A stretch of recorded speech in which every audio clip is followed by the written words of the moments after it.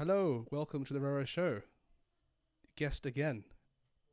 Second Second, appearance, round two, uh, on the RoRoShow. How you been today, man? It's been a long time since we've actually yeah, spoken.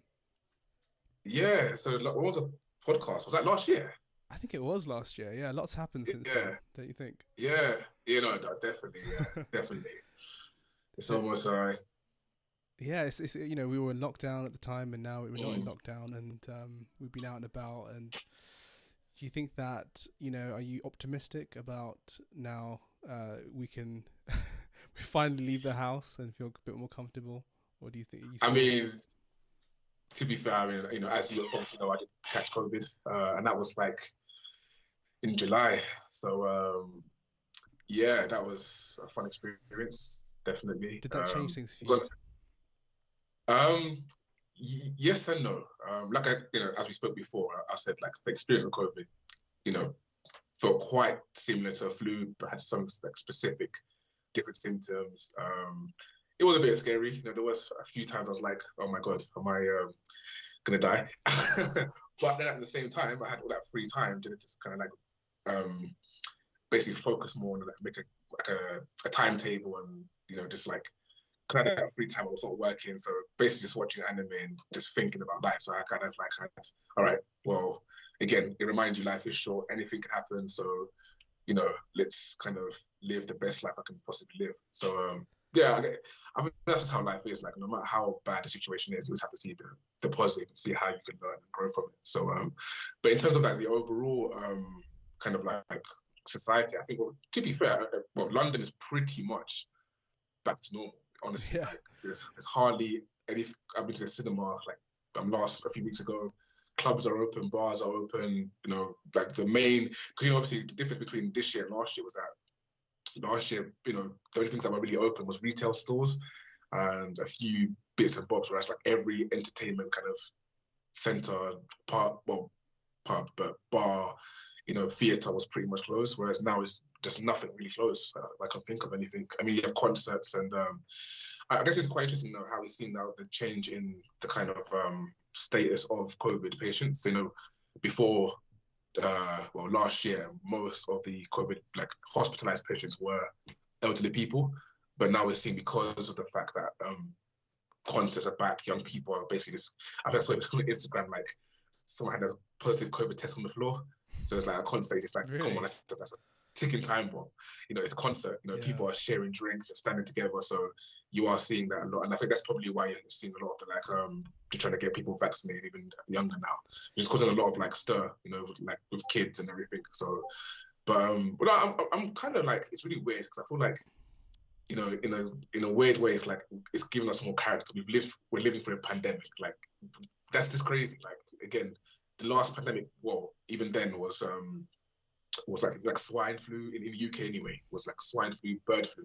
But again, that wasn't really spreading that much. I had one friend that had it, but it wasn't really as contagious. And then you obviously had Ebola, which was more deadly but less contagious. So although that was like I think there was only maybe 5 cases in the UK with Ebola. Um, so it's just interesting how like we finally had a pandemic pandemic that was literally like ravaging the whole country. I mean, again, definitely. I still remember to 2020, man. Like when we first heard about it, I was like, I was in China. It's not coming here. Exactly. And, It's yeah. crazy how it's in this modern age something that is so significant, right? We've all had to live in it, live within it for Mm, 1.5 years. I mean, it's a bit of a social experiment, really, being in lockdown, being alone. mm, It's very interesting how at this time, we've actually experienced it because you have a lot of data as well. We have a lot more mm, information, so we can. I assume in the next couple of years we'll be analyzing that and seeing how we mm, all responded to it. But I guess the question is, if there is ever another pandemic, will mm. we be better at responding to it? Or do you think there's lessons learned? Yeah, I think like you can only go by what you have, isn't it? So at the end of the day, like we said, we've not had a pandemic of this level since what maybe Spanish flu. Mm. Was that 1918 or something, or Yeah, 1916? 1918, 1916. So, and then that's before where like, less technology, people were living in less sanitized conditions. And again, like, you see it as well, like, for example, in India, where, COVID was quite rampant. And you can ask, and obviously you don't know the full data, but I'm presuming that because of the fact that most people may not have access to healthcare needs, and I think even they were running out oxygen tanks and everything. So that contributes, because obviously poverty will always contribute to disease. So because our society is a lot more advanced in that aspect, we've been hit by it, but not to the level that other countries have. Yeah, I guess we'll never know really the impact of COVID because every country has their own reporting mechanisms, and I think it's very hard to trust it as well. How do we know that this is the right data? So that's another issue, is that we don't have all the information, so we don't really know what the impact is. But it's interesting how you're looking at the news now. You don't see much reports about COVID, or I am anyway. It's almost like the media have just put it aside for a while and moved on, and everyone sort of had to just move on and completely forget about it. I mean, no, it's interesting because usually you say that, because to be honest, like, I got to a point where even when it was in the media, I wasn't even looking at it anymore, because I just thought, how does this really help you? Because you're already in isolation. You want to have a mindset of, well, let's get through this, but you're constantly looking at BBC News saying, oh, this case. But then, another thing that's not, and this is why I find always frustrating about the media, and I'm not saying we shouldn't pretend, the impacts, but the survival rate is still very high of COVID. It's like, what, 97%, possibly more. I know obviously that's two different things, because obviously you have a survival rate versus actual long-term effects. So I imagine the long-term effect of COVID is probably more higher, but the actual death rate isn't as high as it is. And I feel the way the media still portrayed this disease as if it was really something that you're almost guaranteed to die, but you're pretty much more certain to survive it. So it's a bit weird, but I still understand why, because people don't want to take it seriously. Even during lockdown, people were still going out having parties. I saw, because I was cycling a lot during the lockdown, and honestly, there was times where I still see people in large crowds. So but the thing I find interesting, and this is why I kind of did the whole social experiment side. And actually, I'll link you with this YouTuber. He's quite into this kind of, like, secret societies and how societies run, and it's quite interesting, because I think the statistic, like, where generally the more, basically, whenever a society is going through like a pandemic, that's when you kind of see like an authoritative government regime be more popular, and you're seeing that literally, and that's like you're seeing it with your own eyes, how you're seeing now vaccinated versus unvaccinated, masks versus unmasked, like, where people, for better term, have basically turned into Karens, where just like completely complaining. And I understand that, but you have to understand is that ultimately you live in a society, and the society is having your personal freedoms. Like, of course, there are going to be certain, laws you have to follow and whatnot, but at the end of the day, you can't just be, like, the things you just hear from people, like sometimes, like, or even sometimes you'll see like a news report say, oh, this person was laughing about the vaccine and now he's caught COVID and died. It's like, okay, cool, I get it, but it's like, they could have still died anyway. It's like, but they're just trying to make it, they're trying to portray a certain picture of certain people. And you're seeing that in Israel. Israel is crazy. Like, Israel, you literally do have to have I think, a passport to do most things, a vaccine passport. Like, I think you can go to the gym, the store. I might be wrong on this, to be fair, so I can double check. But I think there are definitely like a lot more limitations. And I heard now as well, they're going to say that even if you have the 2 jabs, you have to take a booster shot as well. So you have to get a third booster shot. And if you don't take that, even if you had the 2 before that, it doesn't matter. Yeah, so that's it's crazy. Your liberty definitely gets lost. But the question is, there is logic, there is science behind. There are reasons why that is the case. And as you said, when you were cycling around in London, people they weren't adhering, even though they've been told to do these things and it's law. They're not adhering to the legislation, was being told to them. So I mean, I don't really know what the solution is there, really. How do you deal with that kind of thing? Because you do need to have some. You need to tell people to do particular things, and you need to have some control in society when there are pandemics. But at the same time, the question is, if everyone had freedom to do whatever they wanted to do, would we be in the same position right now? Has people been having vaccines and stuff that has reduced the impact of people's severity of symptoms and disease caused by COVID. So the question is, what is the best approach? Do you give everyone freedom, complete freedom, or do you put some rules in place? Yeah, I mean, it's really both, isn't it? Like you have to have, because again, society is so diverse. You have so many different, races and groups of people that are living within societies, right? So of course, you do need to have a standardized way of running society 100%. But I think the important thing you have to remember is that, everyone's living an individual life, that whoever knows how long you're going to live it, and do you want to spend your whole life following a system just for the sake of following the system, just for safety, even though you can still die any other way? Like, obviously that's quite morbid. I'm not saying that's always the case, but I think, again, this, if we were adhere to the idea that we have one life, right, I feel like, what is the point of living if it's just going to live for the sake of survival, just for safety? And I understand that's how society needs to be. We have to have things that allow us rules in place, but people still die from other causes. We don't have as much. I mean, the best case is even mental health and suicide rates and stuff like that. That's still something that's not really, as much energy can put into that. And I understand that's because it's more specific compared to a pandemic, but I could argue the same thing, that maybe that's you could call a mind virus. So I just feel like it's basically, I feel like society just pick and choose. Honestly, I think that's all of us, even as an individual, we all pick and choose certain, we all pick and choose certain things that we find that are important, we believe that should be in place and in power. But there's other things we don't take it seriously. So, and I just think, and this goes on to a good point about morality, is like, I think that's the problem with us humans in general. We have such a high moral high ground of how we view the world, but we don't spend much time looking at our own morality in relation to the society. We're more specific on how other people, they're the bad ones, they're the good ones.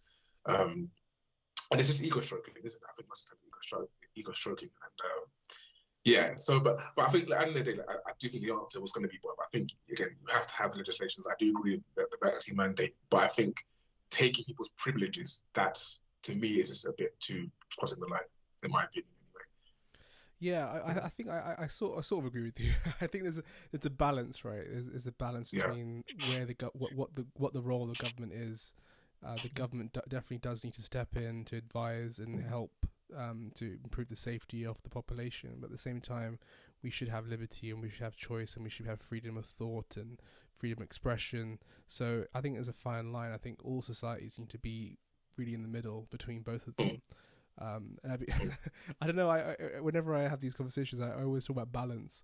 I don't know if that's because I'm rereading a lot of, Taoist philosophy, but I do think that really everything, economics and it all comes down to just being in the middle. Like you can't give all your power to corporates because they'll exploit it. At the same time, you can't give all your power to governments because they'll exploit it. So it's really getting in the middle. And I think that's the constant struggle of society, always moving in different waves from left to right. Yeah, and definitely. And look at, even the whole inequalities, like how we literally saw billionaires become further billionaires, aka Amazon and whatnot. Like, how is that fair? How they get to basically, whenever most other smaller shops were shut down, they basically were a monopoly, and I don't see people making as big of a deal about that, where people have literally lost their jobs and maybe fell into depression, and then look at the cases of people that died because they couldn't get cancer screenings or they couldn't get their testing or medication, right? This is a time where, and to be fair, this is why I opted to get private healthcare, because I was thinking about how you're hearing a lot that even now people are hardly even getting face-to-face doctor appointments. So most times it's going to be on the phone, and is it going to really be as thorough when they can't even touch you? You're just going to be talking on the phone. So I'm just going to, what, I've got the privilege of private healthcare to take it, because at least now I know if anything does happen, I can at least get something in the meantime. Whereas, NHS, you're kind of fast, to be honest. It's true. I've considered that as well. I mean, have you read anything about with Jordan Peterson, Dr. Jordan Peterson? He does talk a lot about hierarchies and how does show that there with the 5 to 10% of society tend to have a lot of or different attributes to other people. So for example, even with corporates, you'll find that 5 to 10% of all corporates are going to have all the power and all the money.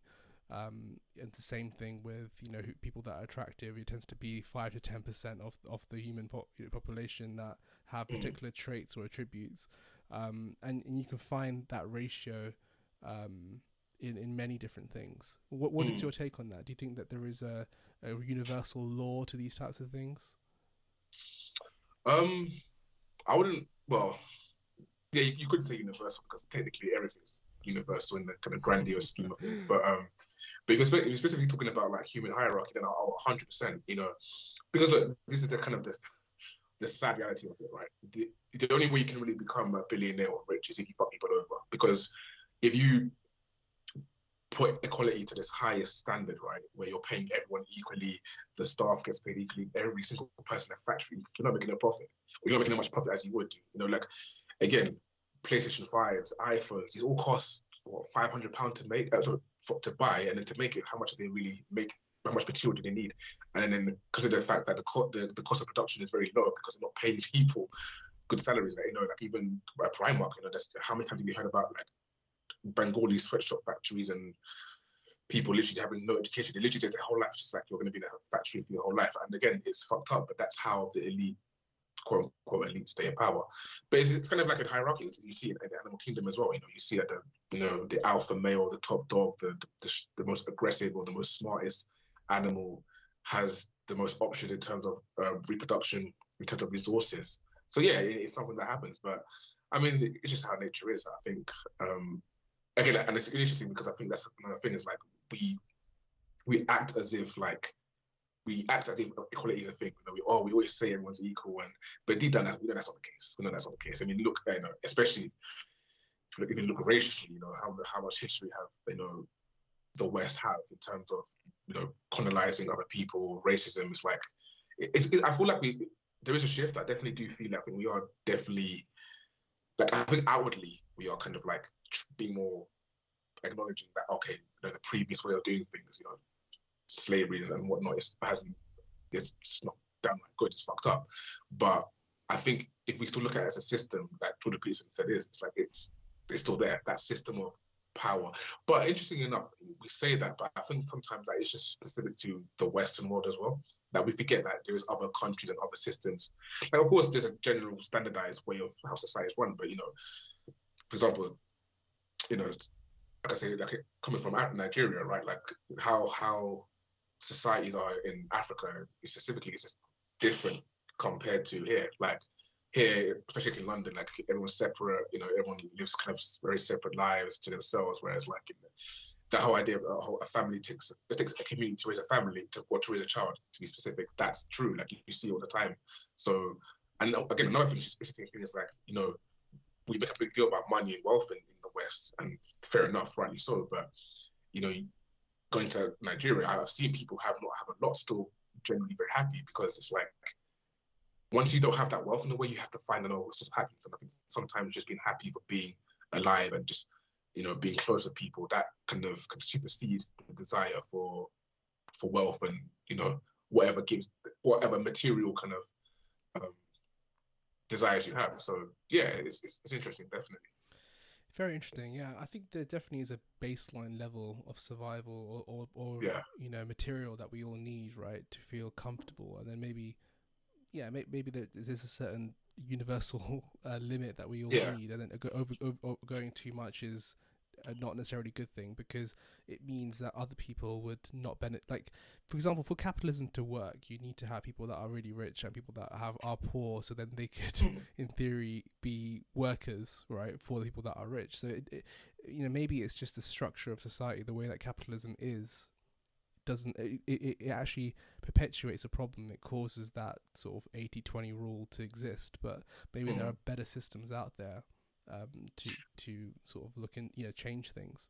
Yeah, no, I mean, look, because we say that, but I guess you have like nationalism, you have communism, and I mean, Cuba is, like I said, a good example of how communism, if it works right, can work really well. But then sometimes you see like Stalinism and General Mao, although they were, I guess, communist nationalists, because it's interesting because I find it quite interesting. Like I was watching a documentary on those kind of Stalin and General Mao, and it's interesting how, like, again, it's kind of like how Nietzsche says it about, God is dead. So like basically when you have a society that's run specifically by religion, and that's the kind of the general authority in terms of every sector, economy, health, whatever it is, spirituality, right?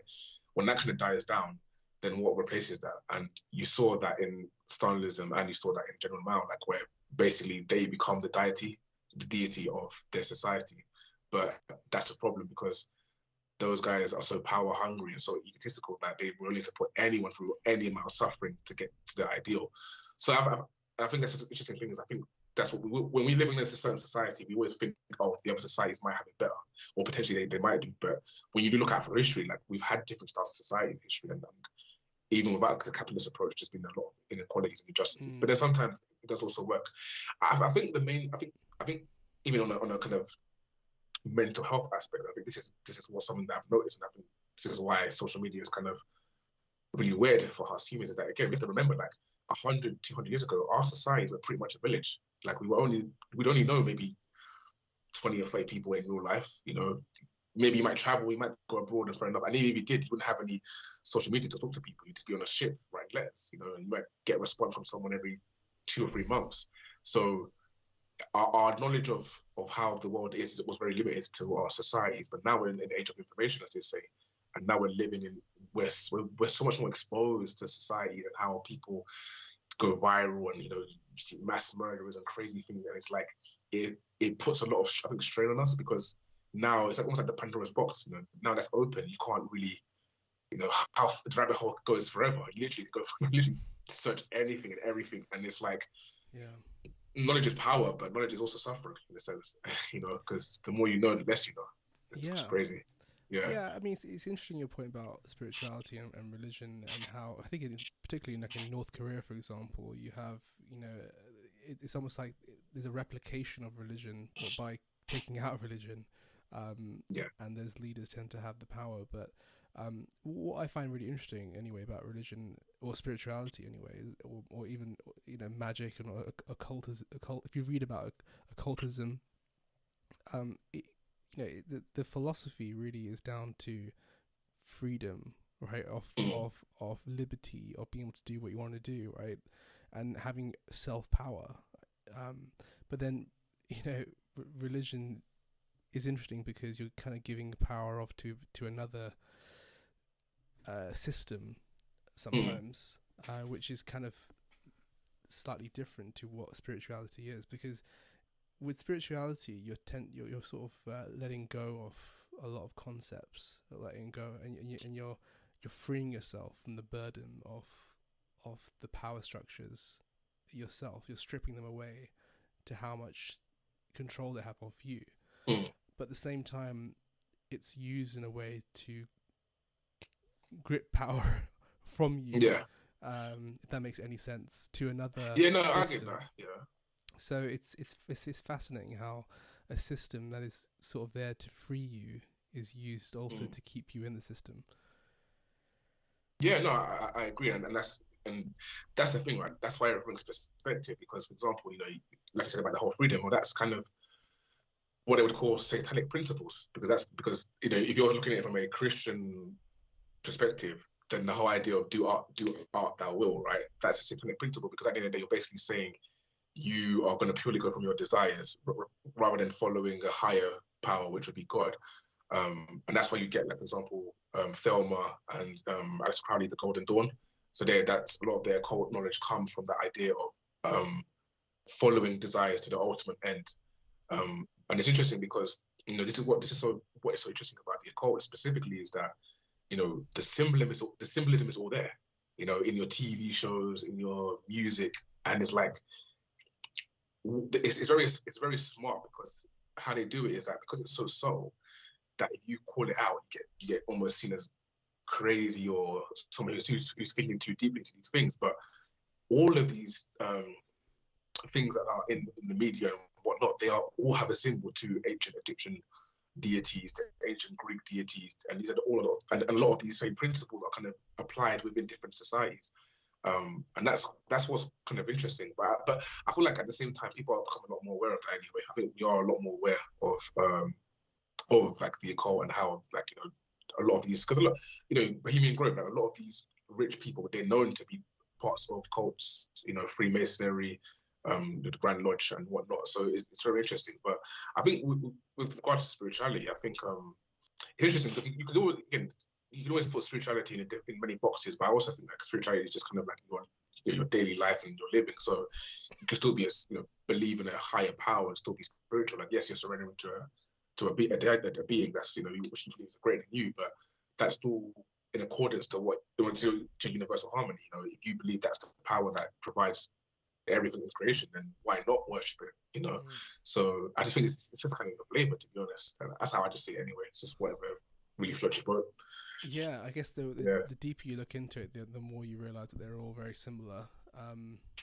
But I guess the problem is if you look at things from a surface level, then it restricts you. Like it's like if you don't look into it, then that's the problem. That you kind of have to. If you look at things from a superficial level, then you're almost restricted, restricting yourself because you have all these different ideas that are not necessarily exactly what the teachings are or what they're trying to teach you. Yeah, no, I agree, and I think that's again. I think not to be like social media or like internet bashing, but I think that's another problem as well. Like with, for example, like YouTube, for example, it's like if you're getting all your information from other people who've done their own research, you haven't done your research. Before, if you want to be a philosopher or a scholar, or whatever it may be, or just someone who wants to know more about life, you would be the one specifically doing your pilgrimages to monks or temples. But that's all done for you now on YouTube. So I've watched thousands of hours of fucking occult spiritual videos, and don't get me wrong, I still do my own practice, 100%. But it loses its novelty, if you're not the one specifically doing that research. Which is interesting as well. Yeah, it's fascinating the world that we're living in at the moment, the amount of information that we have, and I think YouTube, you can't deny that the freedom that of anyone being able to upload anything does allow you to access information that is just, you probably, even 20, 30 years ago could not even consider being able to do those kind of things, or these ideas to be even revealed to you. So, I mean, it does make you optimistic about the future. And I think, it just shows how freedom of thought and freedom of expression is really a great way to learn things and get things moving and progressing. But, yeah, definitely. Yeah, but the problem is that it can be exploited as well, and there are lots of channels or people out there that spew particular things which can influence loads of people. So it's very hard to know what is correct here. But I guess this is another thing. The more you stem it or read or learn about spirituality, the more you realize that there's no rights and wrongs, and even your ethical sort of understanding gets messed up a little bit too. Do you ever find that, or do you still think that you're quite grounded what you believe is right and wrong? Oh no, I've lost that a long time ago. I've lost that a long time ago. That's been gone for the last few years, to be honest. But let me I guess further establish that before people think I'm a fucking serial killer or something. No, I think so the thing is this is what I'd say, right? And I think this is how I've kind of evolved as well. I think I want to say there's two types of spiritualities, but I think spirituality has two main focuses, right? And I think a lot of it is, one is very systematic in terms of just following previous gurus, spiritual leaders, spiritual, Buddhism, Taoism, Wicca, whatever it may be, New Age stuff, right? And I think there's another spirituality where it's just like spirituality as just life in general. And I think the problem I always see sometimes with like spirituality is that I see a denial of the material world. And I think that's not supposed to be the case. You're not supposed. Yes, you probably have experiences where you feel you're having an awareness that this material world isn't as real as you think it is, and that's definitely true. But just because that's the case, it doesn't mean that the material world isn't still a process that's happening within reality, right? And I think that's where I realized that, like a main example I'd say is I feel like sometimes you do see in the spiritual circle people ignore psychology and like kind of psychological underpinnings of how people work. Because like sometimes you might hear, I've heard it plenty of times, oh, people are they're not woke, their third eye is closed, and blah blah blah, right? And yeah, okay, fair enough. I mean, not everyone's spiritual, whatever it may be, but again, you have to understand that life is a survival. Life is a matrix, and part of the matrix is survival. So we humans are going to do whatever we need to do, whether follow any philosophy, do any sort of practices to survive, regardless if it's the right or wrong thing. And I think the problem I see sometimes as well, like you do see it, is that people have this moral outlook of life, oh, higher self versus lower self, and stuff like that. And that's all cool, that's all interesting. But I think one of the main problems, and I think ways, I think one of the main problems, and as I see it, as like the new age stuff, is that a lot of these principles that they kind of practice and apply, these are ancient philosophies, but not everyone has taken the time to learn these ancient philosophies and or understand the nuance of these of philosophies. They just take it for face value and then just package it as something new. Because a lot of spirituality is kind of like that new in this new age, like it's just always repackaged Buddhism or ancient Egyptian, but it's more commercialized than anything. And I think that's something that can be a bit detrimental to people's spiritual journey. And I think that's the important thing, where spirituality should be a life journey versus a spiritual journey. Like, yeah, if fair enough, if you experience higher dimensions and stuff, which we all have if you've done certain drugs, obviously, but that's only one part of the ever expanding, experience of life. And I think that's kind of why, like, for me personally, in my like personal development, I've done a lot more like the courses on kind of like psychotherapy and understanding the brain, how the mind works, and trauma and going through that kind of stuff. Because I think that's just as important as experiencing a higher self or a lower self or whatever you want to experience. But anyways, it's a game, so it's your choice anyway. Yeah, well, I think that's the beauty of modern science, right? And psychology.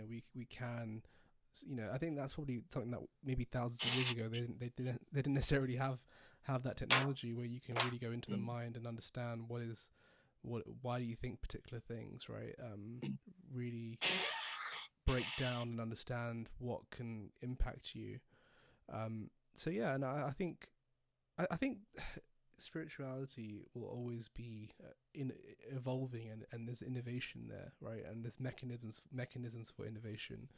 And I think that's always going to happen. I mean, I do agree that the commercialization, for example, of like meditation retreats or yoga retreats, that's not necessarily a good thing.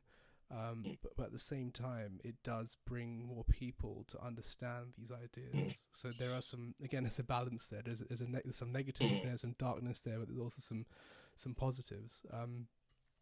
So I think, yeah, there's a responsibility that we all have to respect the philosophies and actually do the research and understand these concepts. And that takes time and effort. And it takes maturity as well, and not some people, when they find spirituality in their youth, maybe don't have that, and that's always been the case throughout the ages, and it takes time and years to really develop and mature and understand these things. But as you said, it's important to understand that it's a lifestyle, right? It's not some sort of red pill or whatever you can take and that's it, there you go, you've seen the Matrix. It's something that is a lifelong practice, and I'm not sure if that's a modern idea, but that is the idea of being a householder, right? Being somebody that's living in society, living in the material realm, but at the same time having their own practice. And hopefully, that's how things will evolve. Yeah, no, I agree, because like you're saying, right? I think like a good example on both sides. Like, I remember I saw this article like years ago about like how Google were introducing like meditation sessions at break and at lunchtime, right? And they were saying it's pointless. And I was like, how could that be pointless? And I realized it is pointless, because of course meditation is good, but the truth is the problem is stress. It's not the meditation. It's not going to solve the fact that you're still working how many God knows hours. Like, yeah, it will give you a relief. Again, and that's the whole point. It's like it might give a relief of your symptoms, but the root cause of the problem, as the Buddha was very specific when he's teaching about finding the root cause of suffering, is that you're overworked, and that's not going to change because you're meditating. And it's the same thing that kind of applies to a lot of things in life. But like you're saying about the household at the same time, you're right, because look, the truth is, not most people can't go do the monastic like journey. That's not. We are social creatures, right? We're social animals for the most part. The majority of us need to have a constant social circle or interaction for us to be healthy. It's just the truth, and you see it.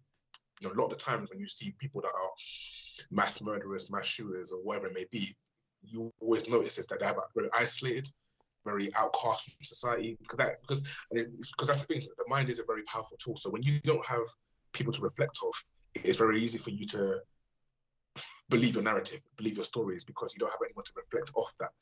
So that can lead to any sort of how dark you want to go. It's really your choice. But like I said, back to the household thing, it's like you're right that the majority of us, even if we're going to go on a spiritual journey, right, it's going to mostly be in a household setting, because that's how we are, that's our society, and that's how we run, and that's great, and that's a balance, and maybe that's how it needs to be. Maybe at the start, of this whole kind of expansion of consciousness, it was very specific to the yogis and the brahmins and the people that spent that they.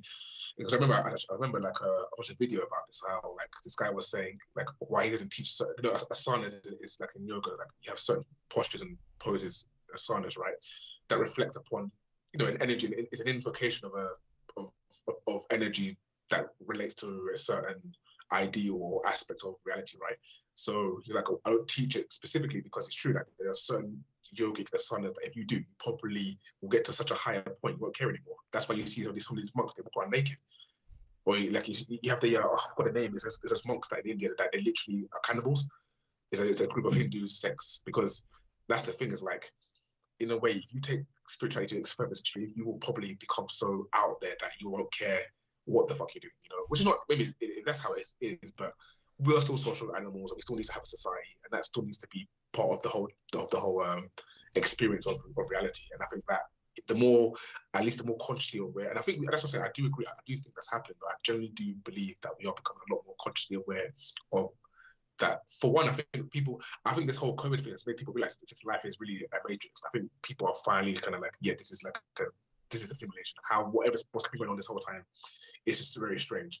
At least people are acknowledging that at the first level. So that means people are going to potentially do more research and potentially find more deeper meaning to life. And then it's definitely happening. So yeah, maybe that's just how it's supposed to be, really. Yeah, that's a good point. I don't know if there is going to be ever a time where there's going to be like a large population of people that are aware of these ideas and it gets taught in schools, and because I feel like this knowledge is very powerful, and as you said, it can be very dangerous. So the question is, can society really function properly with all those people that are knowledgeable about these ideas? Definitely not. Definitely not. That's why the occult works. Literally, that's why the occult works, because the occult works because the majority of people that know this knowledge are hidden. That's what occult means. It's hidden knowledge. So the way society works, you have people at the top who understand. Like, again, advertising, marketing. This is all magic. The way they get us to buy things, the way they feed into our insecurities, they create these desires, these illusions, and we fall for them all the time. We buy even when we know it's not good for you, whether it's junk food or,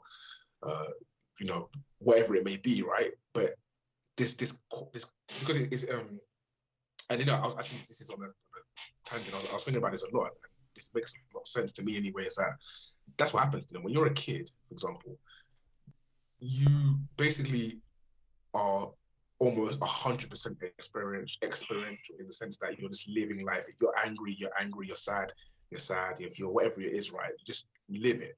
Then that's the thing, as you grow older, you get socially conditioned, or you get taught that having a tantrum or whatever is you can't do that in front of people, that's embarrassing, right? You get this awareness, and then that's where a lot of this, to me, social anxiety comes from, is because you're not living your real life. And the reason why you're not living your real life is because you're being conditioned to live a certain way, because that's what society wants. And that's happening through media. That's teaching boys to be the superhero, to be like the knight in shining armor, teaching girls to be submissive and whatnot. And you are seeing a change in that. But at the end of the day, this is social conditioning. That's what the matrix is. The matrix itself is the social conditioning that we go through in life. So, that's the beauty of spirituality, is that spirituality allows you to tap into that kind of expression that you've been locked away because of shame, because of that condition, and that is how the society works. So, of course, if people were to become more aware of that, then people will, why are we working? Why are we doing these jobs? They don't make us happy. How many people are working right now and are not happy, but they're doing it because they need to, for one, keep their status, because how many as someone living in Black Asian communities, I know how this is, like how most of these parents talk about it, just say, oh, my son's a doctor, engineers, like for status, obviously for wealth and survival. So these things, the more aware you become, the less you see how real they are. So yeah, but then of course from that, then that can create a new society. Like, why can't we create our own society? Why can't we, if spirituality is all about creating your own reality, why can't you create your own society? And I think you see that, you see that. That's why you're seeing a lot of this off-the-grid society, people living more in nature, people, you're having these retreats, and for example. So that's why I'm not as, before I think I was a bit more pessimistic, but I realized that it's a journey, and like, you are seeing the progress, even if it's slow or not slow, whatever it is, ideas are changing. And I think as long as that keep on going, continuing, of course you'll get more pushback, but that's how it is, isn't it? So, we just have to be, and I think like in podcasts like this and us just talking about things, that is what breaks these barriers down. Just talking. It's just the craziest thing. It's the best thing you can do. Yeah, and maybe that's the answer. It's just social networks, and I think as technology enhances, and there's going to be more opportunities for networking, right, in different forms, with using different sensors, and maybe there will be subsets of societies living in different ways, or earning money in different ways, and so I feel like the internet and networks, that is a way of more creation, right? There's more ability for growth and innovation. Maybe that's what is a universal law in itself. That's what humankind and being in generally wants. It just wants more creations, more different subsets, and because I was just thinking about, why do we do anything? Like, why do people? You're right about Asians, and they all want to have it's all about status and power. But why do we want to do these things? What is the actual root cause? And I don't know if that will ever change, right? Will we ever have different values? Or will we always want to chase these primal things, primal ideas, primal concepts? I mean, that's just something that literally I have no idea. Like, it literally, again, it's funny because who knows, in 1,000 years' time, if this planet's still here, like, how it could be a complete 360. You really never know. Like, and that's the fun of it, I guess. But I think if we go back to why we do it, it's an ego game. That's just all life is an ego game. That all we're doing is just self-projecting our own realities onto each other, and that's why it hurts so much to get your ego bruised, because it's like that's your tie to your, that's what gives you your drive, your purpose, is your reflection of yourself and how you perceive reality. So, if you're living in a society, but why do yogis, for example, that have experienced particular perspectives, don't follow the same primal ideas, or follow the ego? They want to do different things, and they want to live off the grid. The question is, if the more people become aware of the truth and who they are and themselves, will they still chase ego and all these primal things, or chase power and fame and value? Will they still chase those things, or will they not be more egoless and just want to live with less?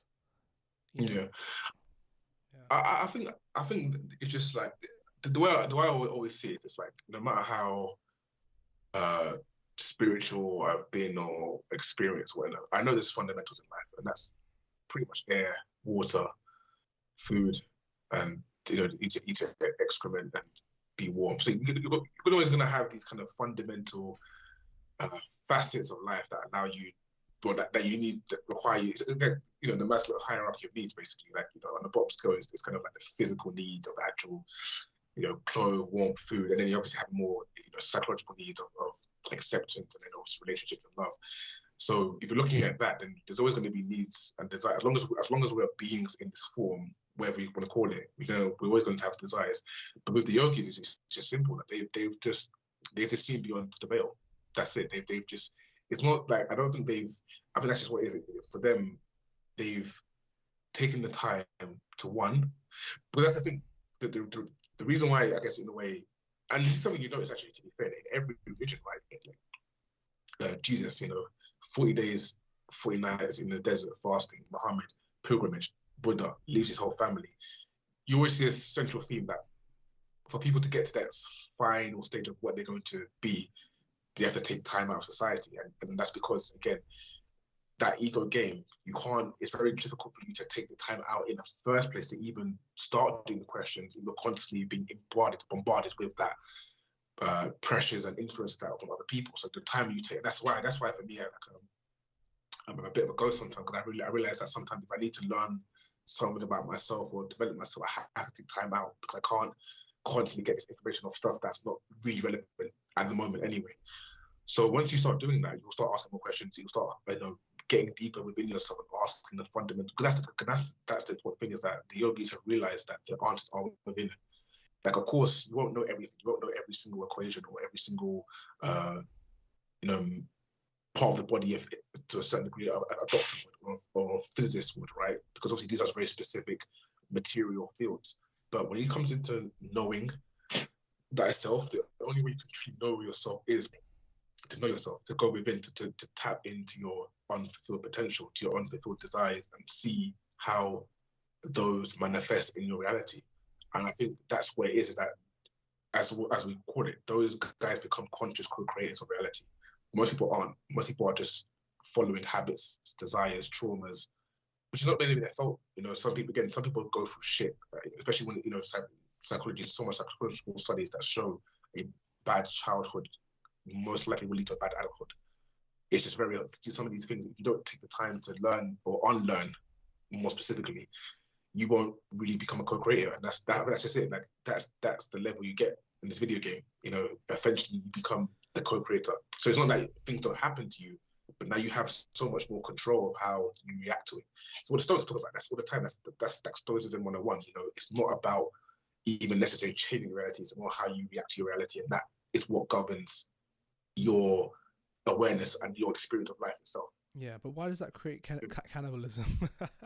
Why does it create? Oh, well, that's because, that's, again, well, if you believe in, or to be fair, you can't say believe, because evolution is a scientific fact. It's not a theory. Because people, it's really weird. People always think that because evolution, or the theory of evolution is a theory. It's not a theory. A theory is a scientific fact. But anyway, that's digress.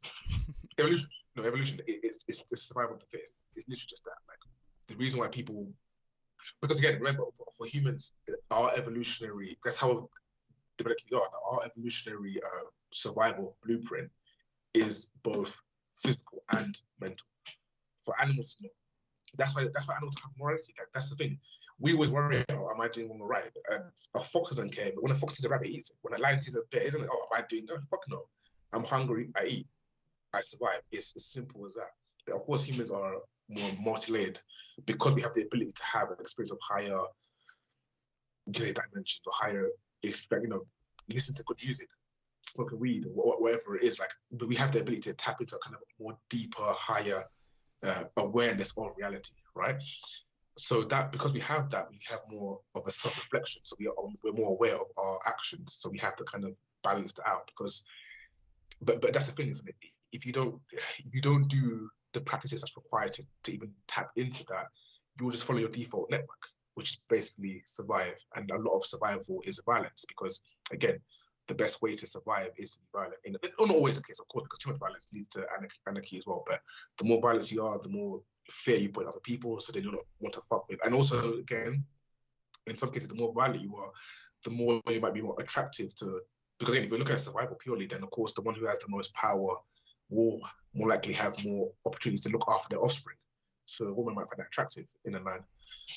So again, these things, and that's what I'm saying. Like, there's a blueprint of realities, right? And that survival mechanism is very standardized in us, because it's coming from our previous evolutionary,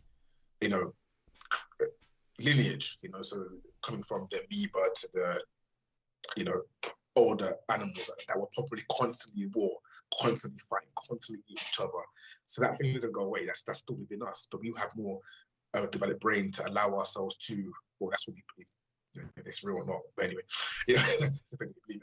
But whatever, we have a function to understand a higher reality. And I think that's why people then go to do spiritual work in the first place, is to tap into that.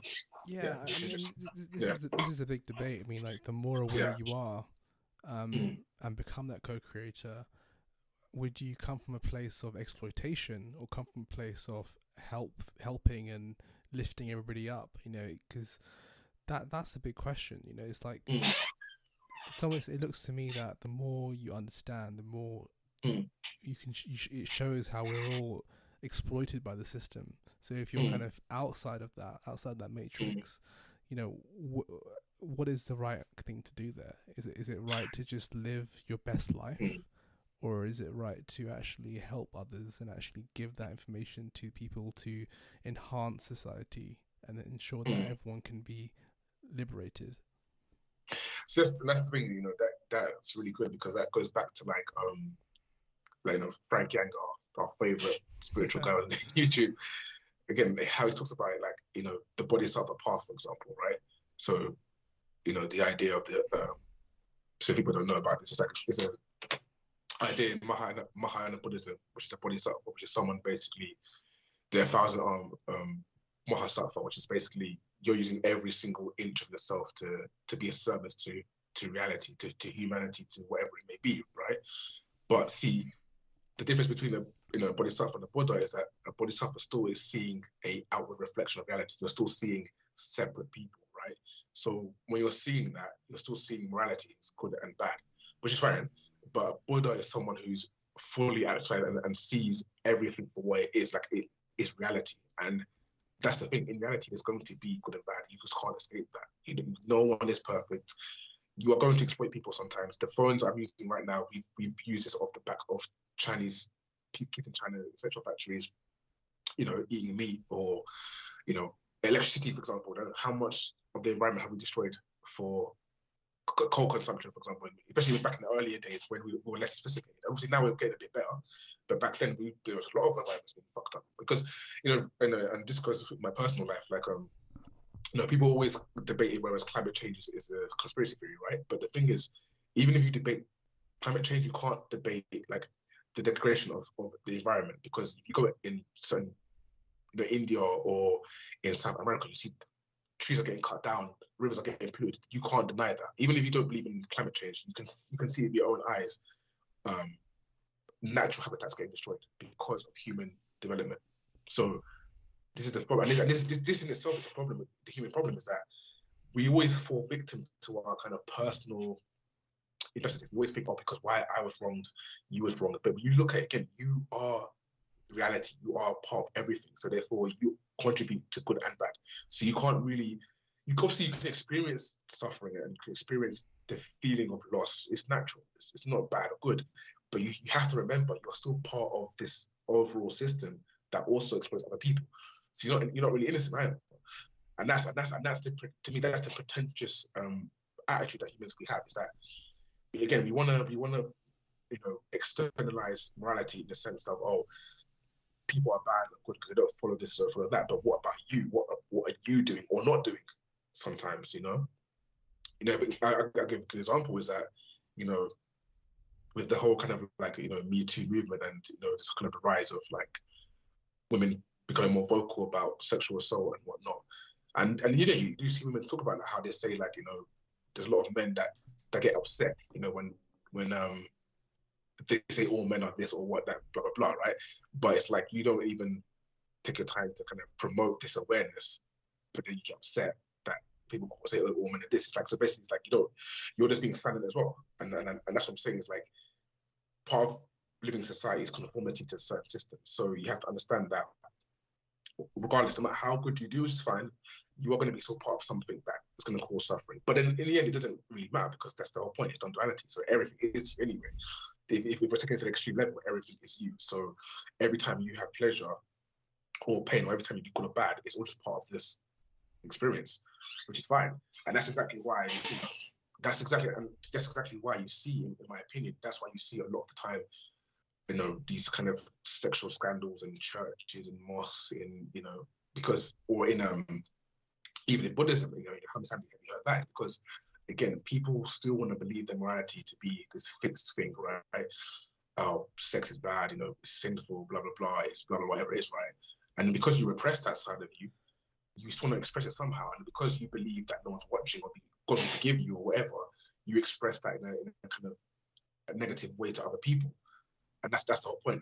Morality, morality is not a bad thing, but when it's very fixed, it causes schisms in your mind, because what happens, you almost create different versions of yourself, because there's a version of yourself that you show outwardly, as a pious person, whatever it may be, and then there's real you as well, whatever, you're just going to follow your desires. Right. So yeah, it gets deep. It does get deep. It's almost like your morality is your own prison. Yeah, no, 100%. But then saying 100%, that, yeah. What's interesting is that some religions preach how there's sort of like an X and Y axis, right? You have your practice of transcending, shall I say, and then you also have the other axes, which is more about love and compassion and helping others, and they seem to be kind of working together to create this sort of straight line. I guess this is the question, even with Buddhism, and if you look at the Mahayana path, I've read some things. It does talk about how treating everything around you mindfully and respectfully is also part of the path, right? Of understanding and recognizing that everything is you, right? So the question is there a universal love that we all tap into, and so that even though everything we do in this dualistic realm is balanced between dark and light, there is a sort of universal understanding of what is compassion, right? What we all feel a particular emotion, compassion and love. We all can experience it, but is that the thing that is kind of unifying everything together? Yeah, it definitely is. I can talk personally. How many times have I, had a certain negative thought about society or life, and then it's like I'll meditate for a while, and I'm like, but you know what? We're all just kind of trying to survive and trying to get along, So I do believe compassion is the thing is it's almost like radical compassion, though, in the sense that it goes beyond just good and bad. Compassion to me is related to dustness. It's dustness, as in to say that compassion is so integral into the expression of the universe that you can't separate it out from good and bad. Of course, there's going to be layers as in everything, but compassion goes beyond morality. Compassion is just because again, of course, going through bad things is not fun, but we can't forget that a lot of times the suffering that we've received from other people have led to us discovering something about ourselves. Doesn't mean that's justified. I'm not saying that therefore it's justified to hurt people. No, but let's not forget some of the most inspired minds in this world have gone through shit. And if they don't go through that shit, do they become that people? Does Buddha, best case is Buddha. Does Buddha become Buddha without being aware of life and suffering? Probably not. He would just be in this mansion, isn't it? Still partying up and having multiple sex partners, whoever it may be. I'm just joking, but maybe I'm not. But the point I'm trying to say is that like, look, this game of life doesn't work if everything's roses and peaches. It doesn't work, because otherwise, what are you learning? Yeah. Why are you learning? Why you're learning? Because deep down you have an awareness that you're either missing something, or you want to have a deeper connection to reality, and maybe it's both in the same. So you understand that, okay. Of course, look, man, it's gonna be days where you're just like, oh, for fuck's sake, why do I have to go through this? Like, fucking hell, like, it's just so long. But again, it's that universal consciousness and it's very interesting, because it's a spoken practice in Stoicism where it's almost a meditation, basically, where you just basically lie down and you basically envision yourself out of your body. And again, the whole idea is for you to remember that, again, this is just one experience you're having. It's something like this all the time. Like, so you're having this one experience, but outside of, well, not even outside, but everything else is also you experiencing things. So again, if you spend all your time it's constantly, oh, is this like moral, or is this right, or is this wrong? You're losing the aspect of life that is very important, which is compassion. That real compassion is in the moment, it's living. And again, even a good example is that you had a lot of the Zen masters were samurais, and they kill people, a lot of people. And in fact, Zen was even used, actually, a lot of Zen is using martial arts that can be used to kill people. And another great example was Bodhirama. If you know about Bodhirama, he's like one of the patriarchs of Zen. And he taught monks because that's what happened. He, if you believe the story, he went to India, right, and he saw that most of the monks were very frail. They're not like, yes, they were meditating, but they were very physically weak. And he was like, what happens if people come and try to steal from you? How are you going to defend yourself? Right? We don't need to do that, but like you have to.